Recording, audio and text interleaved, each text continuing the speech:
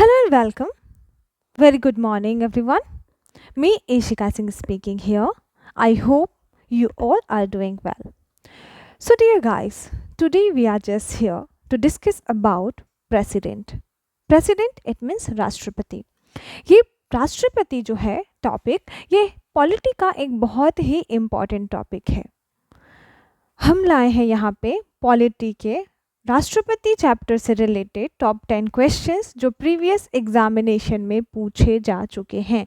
ये क्वेश्चंस जो हैं, अगर हम इन 10 क्वेश्चंस का अच्छे से कर लेते हैं प्रैक्टिस, और इससे रिलेटेड मैं अनदर फैक्ट्स भी बताऊंगी. मैं सिर्फ क्वेश्चंस और उसके आंसर्स नहीं बताऊंगी, इसके अलावा मैं और भी राष्ट्रपति से रिलेटेड फैक्ट्स बताऊंगी जो इस टॉप 10 क्वेश्चंस को करने के बाद आप पाएंगे कि आप राष्ट्रपति से संबंधित जितने भी क्वेश्चन जो नेक्स्ट एग्जामिनेशन में आपसे पूछे जाएंगे उसे आप बहुत ही आसानी से सही कर पाएंगे, स्कोर पर कर पाएंगे मार्क्स.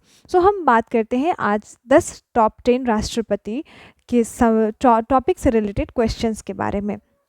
तो सबसे पहले क्वेश्चन स्टार्ट करने से पहले हम जानेंगे राष्ट्रपति से संबंधित कुछ इंट्रोडक्शन. तो हम जानते हैं कि भारत के जो राष्ट्रपति होते हैं वह संविधान के प्रमुख होते हैं. इन्हें मुखिया भी कहा जाता है, या इट मीन्स संवैधानिक प्रमुख या मुखिया की संज्ञा दी जाती है. वे भारत के प्रथम नागरिक होते हैं. राष्ट्रपति is the first citizen of India. So ये भारत के प्रथम नागरिक होते हैं. इसके अलावे वे राष्ट्र की एकता, अखंडता और सुदृढ़ता के प्रतीक होते हैं. हमारे संविधान में राष्ट्रपति का उल्लेख संविधान के भाग 5 में आर्टिकल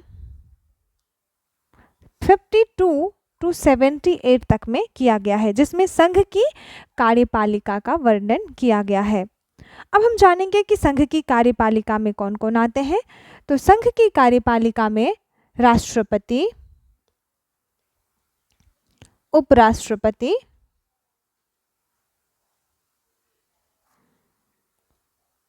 मंत्रिमंडल और महान्यायवादी शामिल होते हैं. ये सारे कौन से होते हैं? संघ की कार्यपालिका में शामिल होते हैं. तो अब हम देखते हैं राष्ट्रपति से रिलेटेड क्वेश्चंस. तो हमारा आज का क्वेश्चन है कि भारत में राष्ट्रपति का चुनाव किया जाता है. इट मीन्स कैसे किया जाता है. अगर हम भारत में राष्ट्रपति का चुनाव करते हैं या करवाते हैं तो यह चुनाव किस प्रकार होता है. ऑप्शन ए है प्रत्यक्ष निर्वाचन द्वारा, ऑप्शन 2 है एकल हस्तांतरणीय मत द्वारा, दूसरा है अनुपातिक मत प्रणाली द्वारा, तीसरा है डी नंबर है जो है खुला बैलेट द्वारा. तो सबसे पहले हम राष्ट्रपति का चुनाव करवाते हैं एकल हस्तांतरणीय मत प्रणाली के द्वारा करवाते हैं. इसमें अनुपातिक मत प्रणाली नहीं होगा क्योंकि अनुपातिक प्रतिनिधित्व के अनुसार हम करवाते हैं. कैसे करवाते हैं? अनुपातिक प्रतिनिधित्व के अनुसार. एकल संक्रमणीय मत प्रणाली द्वारा हम राष्ट्रपति का चुनाव करवाते हैं. अब हम बात करेंगे राष्ट्रपति का जो चुनाव होता है इसमें कौन कौन शामिल होते हैं. तो राष्ट्रपति के चुनाव में दोनों सदनों यानी लोकसभा एंड राज्यसभा के निर्वाचित सदस्य शामिल होते हैं. याद रहे, इसमें मनोनीत सदस्य शामिल नहीं होते हैं, इसमें केवल निर्वाचित सदस्य शामिल होते हैं. तो लोकसभा यानी दोनों सदनों लोकसभा एंड राज्यसभा के निर्वाचित सदस्य शामिल होते हैं. उसके पश्चात इसमें राज्य विधानसभा के निर्वाचित सदस्य शामिल होते हैं. इसके अलावे केंद्र शासित प्रदेश दिल्ली प्लस पुदुचेरी के विधानसभा के निर्वाचित सदस्य शामिल होते हैं. याद रहे, दिल्ली व पुदुचेरी विधानसभा के जो निर्वाचित सदस्य शामिल होते हैं इनका प्रावधान 70वें संविधान संशोधन 1992 के तहत किया गया था. राज्य विधानसभा शामिल होती है, लोकसभा राज्यसभा के निर्वाचित सदस्य शामिल होते हैं और दिल्ली व पुदुचेरी विधानसभा के निर्वाचित सदस्य शामिल होते हैं. इसमें ध्यान रहे कि राज्य विधान परिषद के सदस्य शामिल नहीं होते. राज्य विधान परिषद जो होता है उसके सदस्य राष्ट्रपति के चुनाव में शामिल नहीं होते हैं। अब हम बढ़ते हैं दूसरे क्वेश्चंस की तरफ। हमारा आज का दूसरा क्वेश्चन है कि राष्ट्रपति के उम्मीदवार के लिए आवश्यक नहीं है, यानी हम जब राष्ट्रपति का उम्मीदवार बनना चाहते हैं या फिर कोई भी व्यक्ति जो राष्ट्रपति का उम्मीदवार बनना चाहता है तो उसके लिए क्या क्या योग्यताएं होनी चाहिए और क्या क्या नहीं होनी चाहिए, इसके बारे में हमारे संविधान के आर्टिकल 58 में बात की गई है। हमारे संविधान के आर्टिकल 58 में बात की गई है। तो हम देखते हैं क्वेश्चंस के अनुसार, ऑप्शंस के अनुसार उनकी आयु 35 वर्ष होनी चाहिए, पढ़ा लिखा होना चाहिए, संसद सदस्य चुने जाने की योग्यता रखता हो और देश का नागरिक हो। तो इसमें से सही आंसर क्या हो? तो ऑब्वियसली आर्टिकल 58 में, जिसमें संविधान से संबंधित कहा गया है कि राष्ट्रपति निर्वाचित होने के लिए अहर्ता, व्हाट डज इट मीन? अहर्ता मीन्स क्वालिफिकेशन, यानी qualification for election as a president. So इसमें बात की गई है कि उनकी आयु 35 वर्ष होनी चाहिए, सही है। संसद सदस्य चुने जाने की योग्यता रखता हो, यह भी सही है। और देश का नागरिक हो, यह भी सदस्य सही है। तो क्या सही नहीं है? यहाँ पे पढ़ा लिखा होना जरूरी नहीं है। इसमें बात की गई है कि अगर कोई राष्ट्रपति का उम्मीदवार बनना चाहता हो तो ये मैटर नहीं करता है कि वो क्वालिफाइड है, यानी वो उसका एजुकेशनल बैकग्राउंड अच्छा है या बुरा है, वो पढ़ा लिखा है या नहीं है, ये मैटर नहीं करता है। तो क्या मैटर करता है? आयु 35 वर्ष होनी चाहिए, भारत का नागरिक होना चाहिए और लोकसभा सदस्य निर्वाचित होने की योग्यता रखता हो। ध्यान रहे कि इसमें संसद सदस्य की योग्यता नहीं, सिर्फ लोकसभा की बात कर रहा है, यानी राज्यसभा की सदस्यता की बात नहीं कर रहा है। यहाँ पे केवल लोकसभा सदस्य चुने जाने की योग्यता की बात कर रहा है। ओके, अब हम बढ़ते हैं क्वेश्चन नंबर 3 की ओर। क्वेश्चन नंबर 3 है कि अगर भारत के राष्ट्रपति के चुनाव में कोई विवाद हो, अगर किसी भी टाइप का विवाद हो, तो उस विवाद को कहाँ सौंपा जा सकता है? तो उस विवाद को सौंपा जाएगा नंबर ए भारत के महाधिवक्ता को, बी संसद को, सी सर्वोच्च न्यायालय को या डी विधानसभा को। आप बताएं इसे कहाँ सौंपा जाएगा? तो इसका सही आंसर है सी, यानी कि अगर भारत के राष्ट्रपति के चुनाव में किसी भी तरह का कोई भी विवाद होता है तो वो विवाद कहाँ है? सर्वोच्च न्यायालय यानी सुप्रीम कोर्ट को सौंपा जाएगा और सुप्रीम कोर्ट जो निर्णय देगी वही निर्णय अंतिम निर्णय साबित होगा। तो हमारे देश में हमारे संविधान में सुप्रीम कोर्ट की जो बात की गई है, सुप्रीम कोर्ट की बात जो की गई है वो आर्टिकल 124 में की गई है। आर्टिकल 124 में सुप्रीम कोर्ट की बात की गई है। वहीं आर्टिकल 214 में हाई कोर्ट की बात की गई है, यानी राज्यों के लिए एक हाई कोर्ट होगा। एंड आर्टिकल 124 में कहा गया है कि देश में एक सुप्रीम कोर्ट की स्थापना या गठन किया जाएगा। ठीक है, अब हम बढ़ते हैं नेक्स्ट क्वेश्चंस की ओर।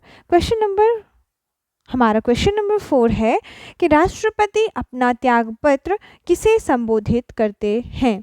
राष्ट्रपति अपना त्यागपत्र किसे संबोधित करते हैं? Option number A Lok Sabha speaker, option number B उपराष्ट्रपति, ऑप्शन नंबर सी प्रधानमंत्री, option number D supreme court के मुख्य न्यायाधीश। तो हमारा सही आंसर है उपराष्ट्रपति, यानी राष्ट्रपति जी जो होते हैं वो अपना त्यागपत्र उपराष्ट्रपति को संबोधित करते हैं। ये कहाँ डिफाइन किया गया है? तो आर्टिकल 56 में डिफाइन किया गया है, इसके बारे में बताया गया है।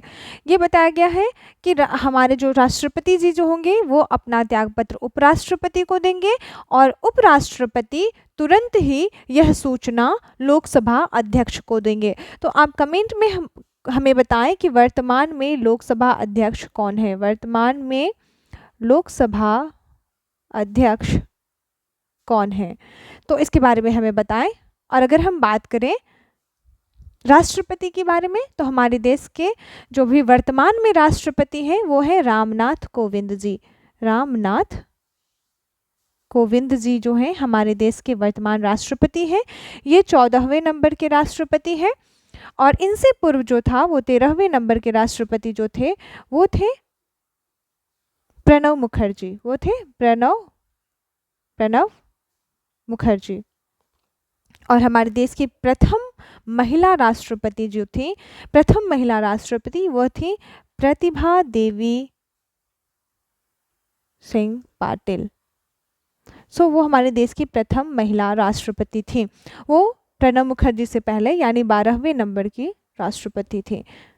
और मिसाइल मैन के नाम से हमारे जो देश के राष्ट्रपति जाने जाते हैं वो तो आपको बखूबी पता है कि किन्हें मिसाइल मैन के नाम से जाना जाता है। ओके, तो हम बढ़ते हैं क्वेश्चन नंबर 5 की ओर। हमारा आज का क्वेश्चन नंबर 5 है कि राष्ट्रपति पर महाभियोग चलाया जा सकता है। महाभियोग की बात की जा रही है कि हम राष्ट्रपति पर जो महाभियोग चलाते हैं वो किस आर्टिकल के तहत चलाते हैं। तो डेफिनेटली आर्टिकल 61 के तहत हम राष्ट्रपति पर महाभियोग चलाते हैं। ठीक है, अब हम बढ़ते हैं क्वेश्चन नंबर 6 की ओर। हमारा आज का क्वेश्चन नंबर 6 है, राष्ट्रपति के रिक्त स्थान को भर लिया जाना चाहिए। इट मीन्स राष्ट्रपति का जो स्थान रिक्त हो जाता है किसी भी कारणवश, जैसे कि अगर राष्ट्रपति अपना पद त्याग दे देते हैं या उन्हें महाभियोग द्वारा हटाया जाता है या मृत्यु उनकी हो जाती है, तो उसके पश्चात अगर उन्हें हटाया जाता है, उनके पश्चात अगर पद जो है वो रिक्त हो जाता है, तो उस स्थिति में उस रिक्त पद को कितने समय में भर लिए जाने की बात की गई है हमारे संविधान में। तो ये अल्टीमेटम है, लाइक 6 माह के अंदर, 6 माह के भीतर हमें अपने राष्ट्रपति के रिक्त स्थान को भर लेना चाहिए। इसमें कहा गया है कि किसमें कहा गया, इसमें कहा गया कि किसी भी आकस्मिक मृत्यु के कारण या फिर पद त्याग के कारण या महाभियोग के कारण अगर राष्ट्रपति का पद रिक्त हो जाता है तो यथाशीघ्र, इट मीन्स जितना जल्दी हो सके और प्रत्येक दशा में 6 माह के भीतर राष्ट्रपति का चुनाव किया जाना चाहिए या उस रिक्त पद को भर लिया जाना चाहिए। आगे क्वेश्चन हम देखते हैं, नेक्स्ट क्वेश्चन की ओर बढ़ते हैं हम। हमारा आज का क्वेश्चन नंबर 7 है, दोनों सदनों की संयुक्त बैठक, यहाँ पे ज्वाइंट सेशन की बात कर रहा है, संयुक्त बैठक किसके द्वारा आहूत की जा सकती है। दोनों सदनों की संयुक्त बैठक किसके द्वारा आहूत की जा सकती है। ए राष्ट्रपति द्वारा, बी लोकसभा अध्यक्ष द्वारा, सी संसद द्वारा एंड डी राज्यसभा सभापति द्वारा।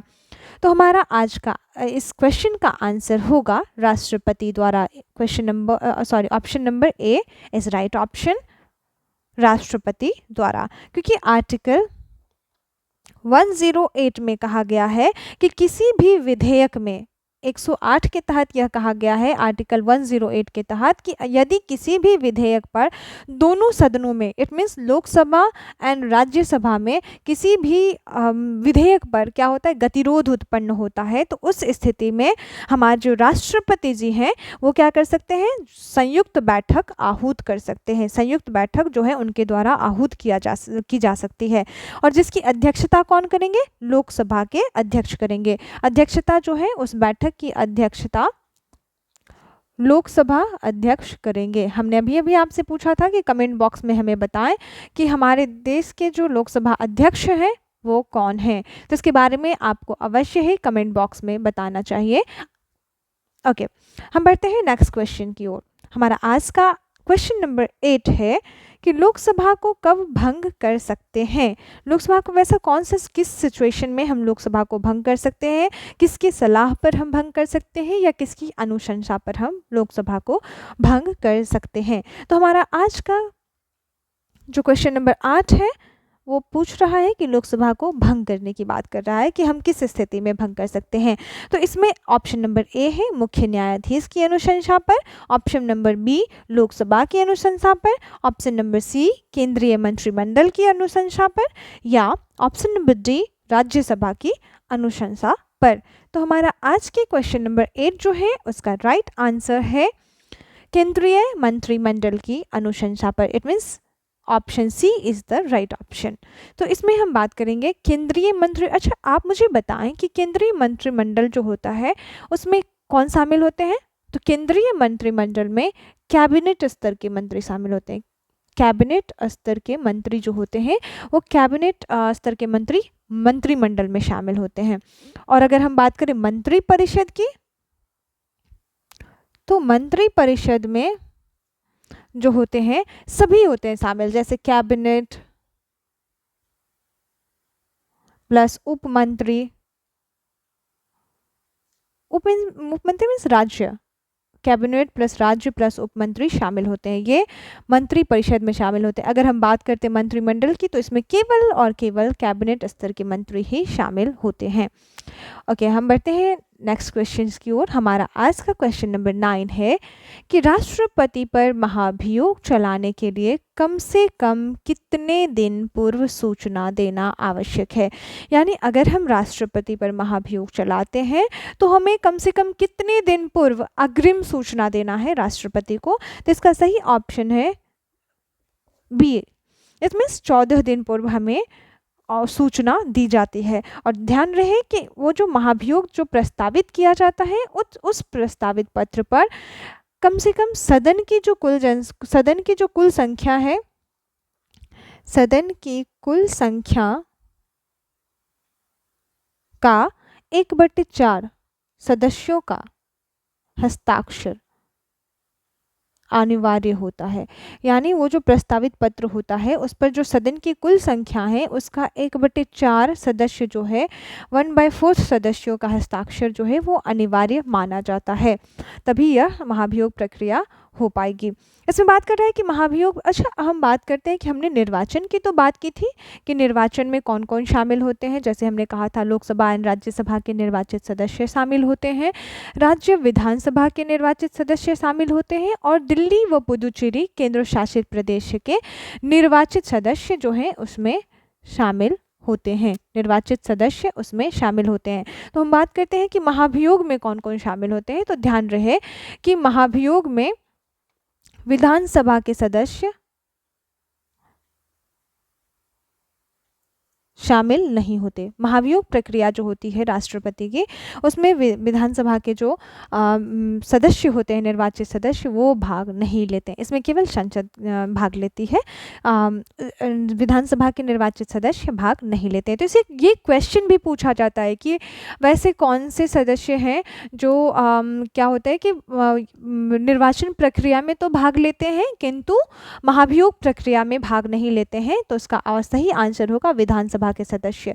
कौन से सदस्य? निर्वाचित सदस्य, क्योंकि ये महाभियोग प्रक्रिया में भाग नहीं लेते हैं जबकि ये निर्वाचन प्रक्रिया में भाग लेते हैं। तो हमारा आज का क्वेश्चन नंबर 10 और द लास्ट क्वेश्चन है कि राष्ट्रपति के निर्वाचन में, यानी राष्ट्रपति के निर्वाचन मंडल के सदस्य होते हैं। अभी अभी हमने आपको बताया है तो आप फिर से इसको रिकॉल कीजिए और आप मुझे बताइए कि राष्ट्रपति के निर्वाचन मंडल के सदस्य होते हैं। ऑप्शन नंबर ए, संसद के दोनों सदनों के निर्वाचित सदस्य। ऑप्शन नंबर बी, राज्य विधानमंडल के दोनों सदनों के निर्वाचित सदस्य।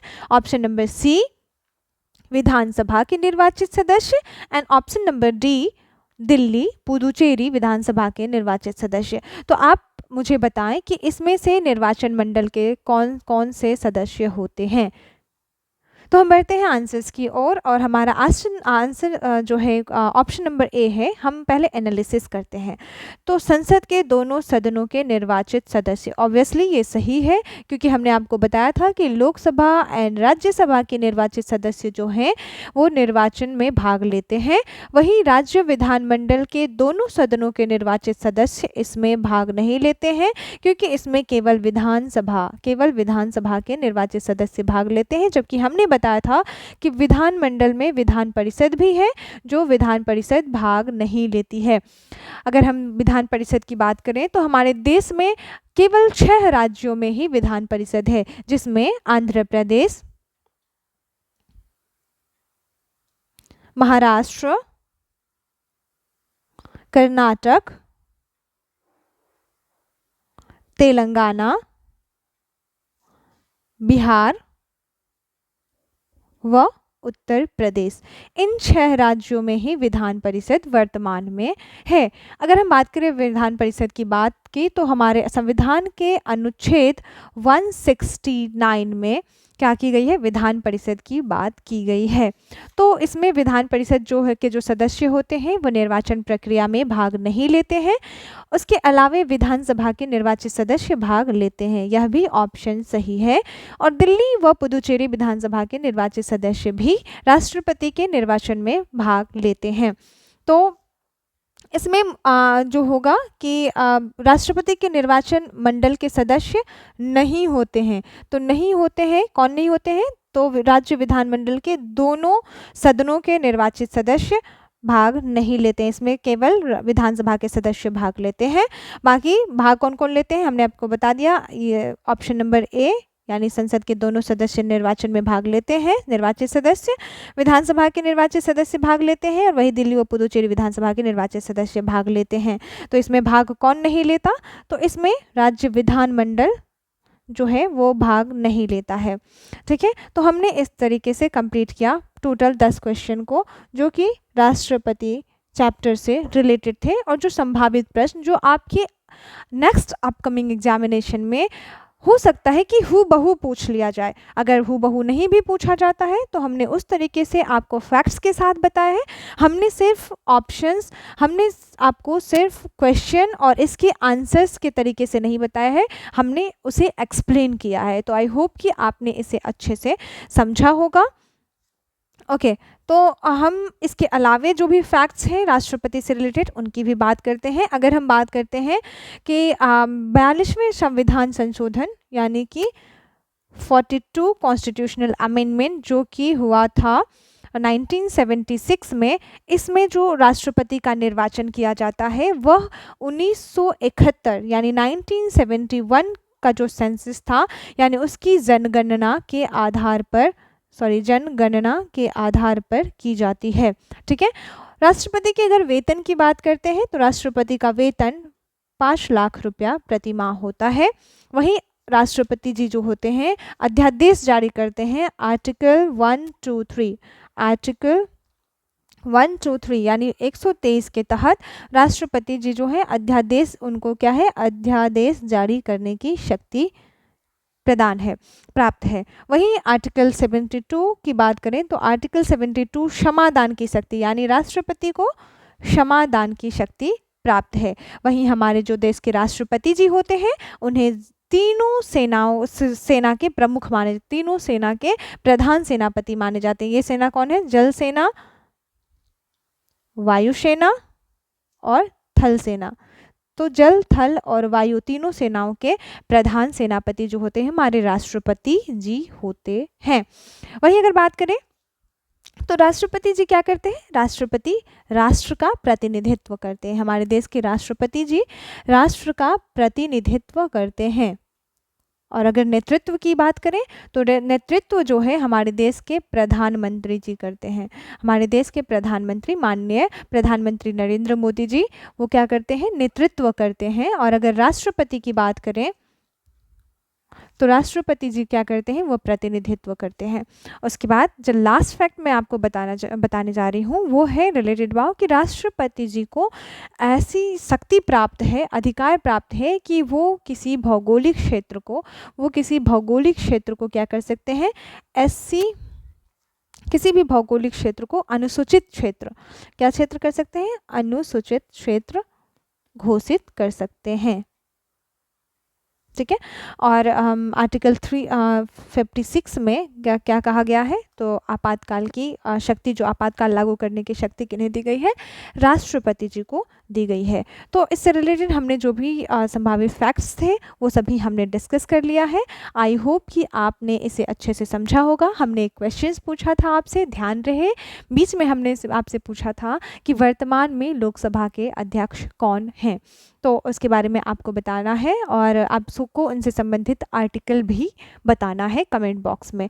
तो इस प्रकार हमने कंप्लीट किया राष्ट्रपति से संबंधित टॉप 10 क्वेश्चंस, जिसे मैंने अच्छे तरीके से डिफाइन किया है। सो अब चलते हैं, bye bye, take care and please like and subscribe. Thank you.